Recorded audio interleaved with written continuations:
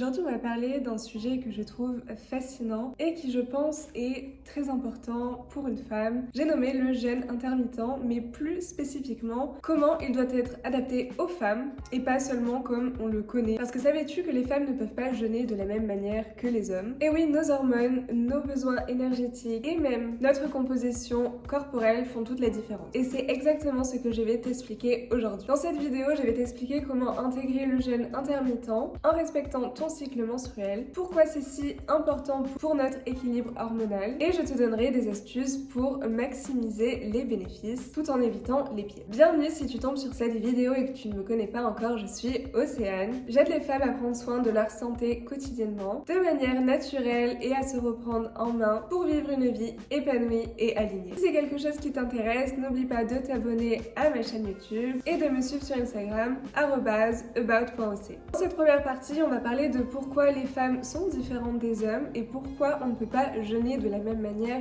qu'eux. Tout commence par nos hormones. Contrairement aux hormones des hommes qui sont stables, nous en tant que femmes, nous avons des variations cycliques. Chaque mois, notre niveau d'œstrogène et de progestérone, ce qui influence notre métabolisme, notre énergie et même la façon dont nous brûlons des graisses ou bien les stockons. Par exemple, quand les œstrogènes sont en hausse, comme pendant la phase folliculaire, ton corps est super efficace pour brûler des graisses et utiliser l'énergie. Mais par exemple, quand la progestérone prend le dessus, donc par exemple pendant la phase lutéale, ton corps devient un peu plus résistant à l'insuline, ce qui veut dire qu'il préfère stocker les glucides plutôt que de les brûler. Et ça peut rendre le jeûne plus difficile. Ensuite, il y a notre tissu apideux. Les femmes ont naturellement plus de graisse corporelle que les hommes, en moyenne entre 17 et 25% pour une femme en pleine santé. Et ça, c'est totalement normal. Ce gras est vraiment essentiel pour la production d'hormones et la fertilité. Par exemple, si tu jeûnes de manière trop agressive et que tu perds trop de poids d'un coup, tu risques donc de perturber ton cycle menstruel ou même voire de l'arrêter complètement. Et enfin, il y a le cortisol, l'hormone du stress. Un jeûne trop long ou mal adapté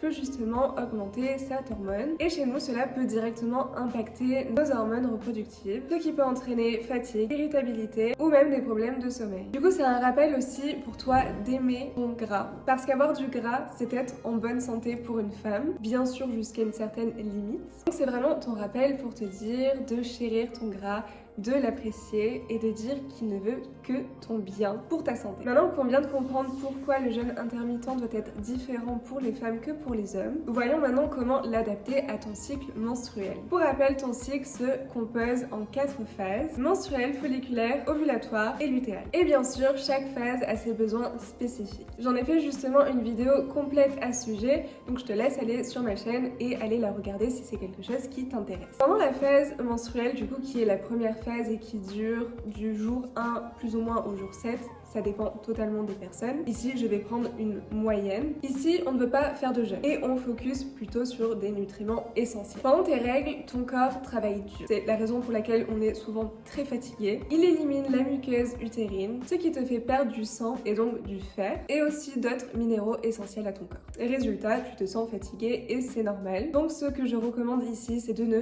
pas jeûner du tout. Ton corps a besoin d'énergie et de nutriments. Donc, il faut vraiment que tu lui en apportes à ce moment-là. Du coup, concentre-toi sur des aliments riches en fer, épinards, viande rouge ou lentilles, et en magnésium, chocolat noir, graines, noix. Et les bonnes graisses comme de l'avocat, de l'huile d'olive sont aussi ultra importantes pour ton équilibre hormonal. Du coup, quand je dis pas de jeûne du tout, c'est-à-dire que le matin, tu te réveilles, la première chose que tu fais dès que possible, c'est de petit déjeuner parce que ton corps en a vraiment besoin. Passons ensuite par la phase folliculaire qui dure environ du jour 7 au jour 11. Ici, tu peux augmenter progressivement la durée du jeûne et le cétogène ici est recommandé. Pour rappel, le régime cétogène, c'est un mode d'alimentation pauvre en glucides et riche en graisses qui pousse ton corps à rentrer en cétose, un état où il utilise les graisses comme principale source d'énergie au lieu des glucides. Donc après tes règles, tu rentres en phase folliculaire et c'est là que ton corps se prépare à l'ovulation. Donc à ce moment-là, les œstrogènes montent et du coup c'est une super période pour expérimenter le jeûne. Et ce,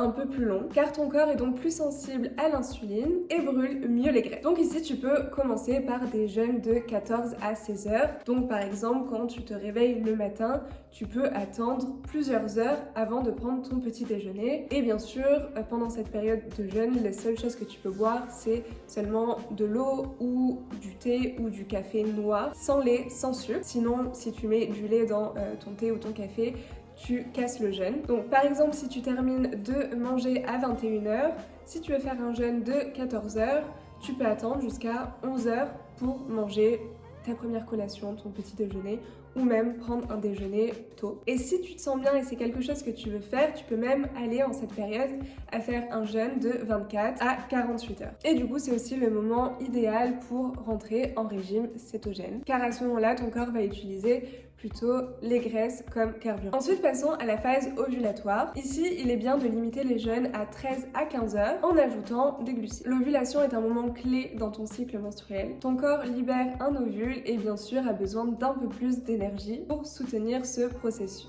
À ce moment-là, les oestrogènes sont à leur pic, mais ton niveau de testostérone augmente aussi légèrement, ce qui peut donner un regain d'énergie et de motivation. Alors là, ce qui est recommandé, c'est de faire un jeûne de 13 à 15 heures maximum et surtout d'augmenter ta consommation de glucides complexes comme par exemple les patates douces, le quinoa ou les fruits, puisque ton corps a besoin de maintenir un niveau d'énergie pour soutenir ta fertilité. Enfin, passons à la dernière phase qui est la phase lutéale qui dure environ du jour 15 au jour 28. Ici, il va falloir réduire la période de jeûne progressivement, surtout en fin de cycle. La phase lutéale se divise principalement en deux parties. En début de phase, tu peux encore tolérer un jeûne modéré, mais plus tu te rapproches de tes règles, plus ton corps a un besoin de glucides et d'un apport calorique stable pour gérer l'augmentation de la progestérone dans ton corps. Alors ici, dans la première partie, donc du jour 15 au jour 19, tu peux encore jeûner 13 à 16 heures si tu te sens bien, mais dès que tu approches des jours 20 à 28, donc juste avant tes règles, ici il vaut mieux totalement arrêter le jeûne comme pendant les menstruations, c'est-à-dire tu te réveilles le matin et tu manges ton petit déjeuner. Et du coup, concentre-toi plutôt sur des repas complets et réguliers pour soutenir ton énergie, éviter les fringales liées à la chute d'hormones. Passons à la troisième partie qui sont les conseils pratiques pour réussir son jeûne intermittent en tant que femme. Le but ici, c'est d'en tirer tous les avantages d'un jeûne sans perturber ton équilibre hormonal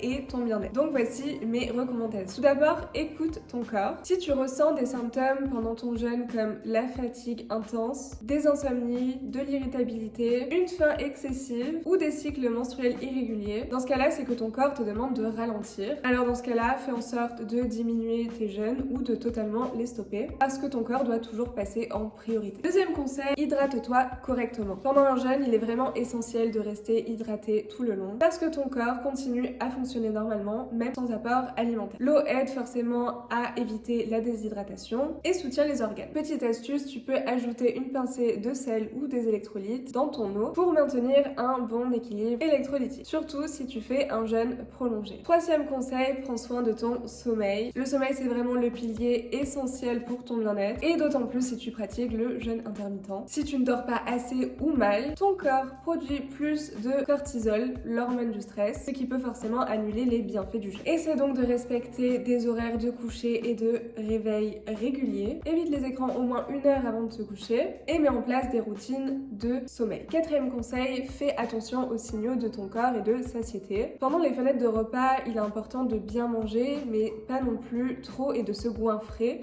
pour compenser. Ton objectif ici est de répondre aux besoins de ton corps, mais pas de te gaver. Comme astuce, tu peux commencer tes repas avec des aliments riches en protéines et en bonnes graisses, car ils rassasient mieux. Ajoute aussi des légumes riches en fibres pour améliorer ta digestion et évite les sucres raffinés et les plats transformés qui peuvent provoquer des pics de glycémie et de la fatigue. Cinquième astuce, c'est de planifier ton jeûne en fonction de ton mode de vie. Le jeûne intermittent doit s'intégrer dans ta vie et pas l'inverse. Si tu as un emploi du temps chargé ou des obligations sociales, adapte tes périodes de jeûne pour qu'elles soient pratiques et gérables. Sixième conseil, soutiens ton corps avec des bons nutriments. Pendant les fenêtres de repas, donne à ton corps tout ce qu'il a besoin pour bien fonctionner. Donc des protéines pour la régénération cellulaire et la construction musculaire, des bonnes graisses pour soutenir tes hormones, des fibres pour une bonne digestion, des glucides pour l'énergie et n'oublie pas les micronutriments comme le magnésium, le zinc ou les vitamines pour équilibrer tes hormones. Et enfin, sois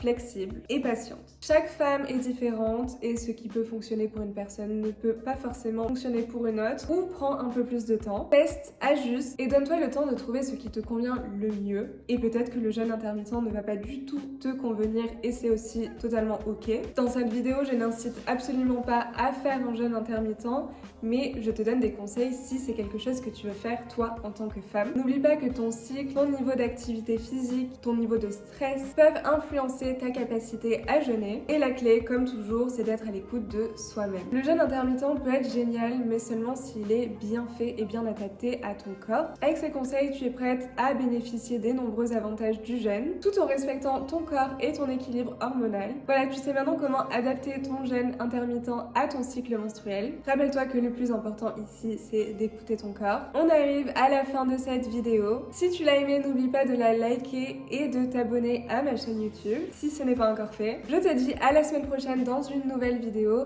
ou tout de suite sur Instagram @about.oc. Ciao ciao.